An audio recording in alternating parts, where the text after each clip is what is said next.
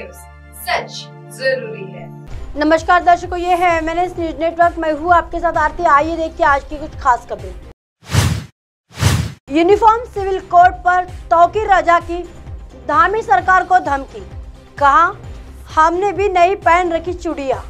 उत्तराखंड में uniform civil code का blueprint तैयार हो गया है। उत्तराखंड देश का पहला ऐसा राज्य है जहां UCC लागू किया जाएगा।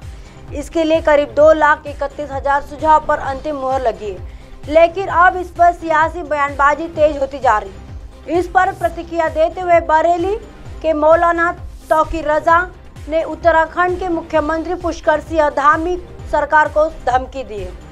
मौलाना तौकीर रजा ने धमकी देते हुए कहा हमने भी चूड़ियां नहीं पहन रखी, अगर सरकार ने कोई एक्शन नहीं लिया तो हम उत्तराखंड सरकार का घेराव करेंगे। वहीं विपक्षी पार्टियों ने भी यूनिफॉर्म सिविल कोड को लेकर बीजेपी पर जुबानी हमले शुरू कर दिए। आरजेडी कहा है कि ये बीजेपी का नफरती एजेंडा है। दरअसल यूनिफॉर्म सिविल कोड के फाइनल ड्रॉप्स में 2 लाख से ज्यादा लोगों के सुझाव शामिल किए जाएंगे। उत्तराखंड का यूनिफॉर्म सिविल कोड देश के यूनिफॉर्म सिविल कोड का टेम्पलेट बनेगा। लॉ कमीशन ने भी उत्तराखंड की यूनिफॉर्म सिविल कोड कमेटी से विचार विमर्श किया है। क्या है प्रावधान? यूनिफॉर्म सिविल कोड यानी UCC में सुझाव दिया गया कि लड़कियों की शादी की आयु बढ़ाई जाएगी ताकि वे विवाह से पहले ग्रेजुएट हो सके।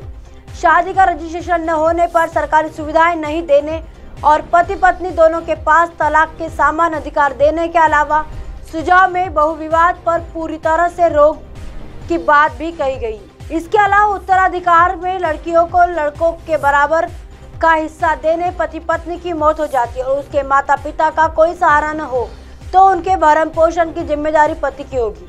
जबकि मुस्लिम महिलाओं को गोद लेने का अधिकार भी मिलेगा। गोद लेने की प्रक्रिया आसान की जाएगी। हलाला और इद्दत पर रोक लगेगी। वही लिव इन रिलेशनशिप का डिक्लेरेशन जरूर होगा। यह एक सेल्फ डिक्लेरेशन की तरह होगा जिसका एक वैधानिक फॉर्मेट होगा। आइए देखते हैं अगली खबर की तरफ। आप विधायक के काफिले ने मारी टक्कर, 2 युवकों की मौत। पंजाब पुलिस पर कार्रवाई न करने के आरोप। पंजाब के फरीदकोट में तेज रफ्तार से आ रही एक गाड़ी की टक्कर लगने से 2 युवकों की मौत हो गई है। बताया जा रहा है कि ये गाड़ी राज्य के सत्ताधारी आम आदमी पार्टी विधायक गुरदीप सिंह सेखों के काफिले में शामिल थी। रिपोर्ट्स के मुताबिक 2 लोग बाइक पर जा रहे थे। इसी दौरान MLA गुरदीप सिंह के काफिले की गाड़ी से उनको पीछे से टक्कर मार दी। बताया जा रहा है कि ये टक्कर इतनी भीषण थी कि दोनों बाइक सवारों ने मौके पर ही दम तोड़ा। रिपोर्ट के अनुसार चश्मदीदे का कहना है कि आप विधायक गुरदीप सिंह सेखों उस वक्त घटनास्थल पर मौजूद नहीं थे, मगर वो बाद में पहुंच गए थे। हादसे के बाद युवकों को अस्पताल ले जाया गया, लेकिन दोनों में से कोई जीवित नहीं था। एक मृतक की शिनाख्त सतपाल के तौर पर हुई है, जबकि दूसरे की पहचान के प्रयास जारी है। दोनों झोटियाला गांव में रहने वाले बताए जा रहे हैं। उधर शिरोमणि अकाली दल शियत के नेता परमबंस सिंह रोमाना ने इस घटना के वीडियो को साझा करते हुए आरोप लगाते हुए कहा कि गाड़ी ने पहले युवकों की बाइक पर टक्कर मारी और उसके बाद उन्हें अस्पताल ले जाने की जगह वो वहां से भाग निकले। परमबंस ने अपने ट्वीट में लिखा कि चोटीवाला गांव के 2 युवक फरीदकोट में मारे गए। उन्हें MLA गुरदीप सिंह सेखों के काफिले में तेज रफ्तार से आ रही पायलट जिप्सी ने टक्कर मार दी थी। रोमाना ने यह भी कहा कि स्थानीय लोगों ने कोतवाली पुलिस स्टेशन के बाहर घटना को लेकर विरोध प्रदर्शन किया, क्योंकि पुलिस मामले में FIR दर्ज करने में आनाकानी कर रही थी।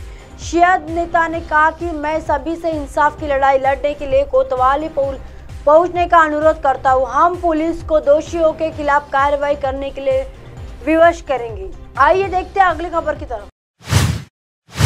PM मोदी ने G20 कृषि मंत्रियों की बैठक को संबोधित किया। प्राथमिकता के क्षेत्रों पर हो रहा मंथन। प्रधानमंत्री नरेंद्र मोदी ने G20 की कृषि बैठक को संबोधित करते हुए दुनिया भर में वैश्विक खाद्य सुरक्षा की समस्या को हल करने की अपील की। प्रधानमंत्री मोदी ने हैदराबाद में G20 के कृषि मंत्रियों की बैठक G20 में कहा है कि मैं आपसे वैश्विक खाद्य सुरक्षा ग्लोबल फूड सिक्योरिटी के लिए सामूहिक कार्रवाई करने के तरीके पर विचार विमर्श करने का आग्रह करता हूँ। गौरतलब है कि हैदराबाद में G20 के कृषि कार्य समूह AWG के तहत मंत्रियों की 3 दिवसीय बैठक 15 जून को पूरे जोश के साथ शुरू हुई। इस बैठक में सदस्य देशों, आमंत्रित देशों और अंतर्राष्ट्रीय संगठनों के 200 से अधिक प्रतिनिधि हिस्सा ले रहे हैं। केंद्रीय कृषि एवं विकास किसान कल्याण मंत्री नरेंद्र सिंह तोमर ने कहा कि इस बैठक में प्राथमिकता वाले कृषि क्षेत्रों पर विचार विमर्श किया जा रहा है। इन क्षेत्रों ने इस वर्ष के कृषि कार्य समूह का आधार तैयार किया है।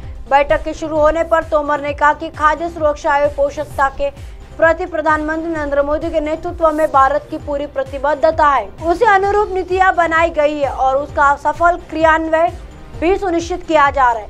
कृषि मंत्री तोमर ने बताया कि भारत कृषि क्षेत्र में काफी समृद्ध सशक्त है और अपने ज्ञान व अनुभव को कृषि क्षेत्र के वैश्विक हित में साझा करता है, जिसके लिए आगे भी हम तत्पर रहेंगे।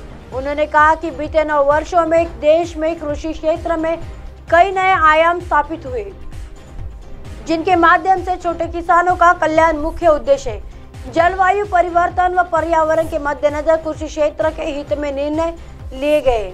इसी दिशा में भारत की पहल पर संयुक्त राष्ट्र द्वारा घोषित अंतर्राष्ट्रीय मिलेट श्री अन्न वस्त्र देश दुनिया में मनाया जा रहा है।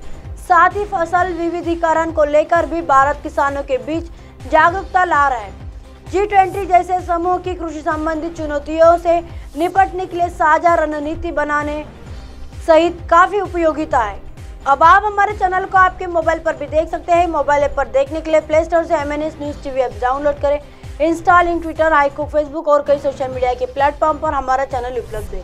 आप इसे यूट्यूब पर भी देख सकते हैं। आप हमारे चैनल को लाइव भी देख सकते हैं www.mnsnewstv.com पर। फिलहाल वक्त चला दर्शकों ब्रेक का। ब्रेक से लौटने के बाद देखिएगा देश और दुनिया की तमाम खबरें। बने रहिए MNS न्यूज पर। नमस्कार।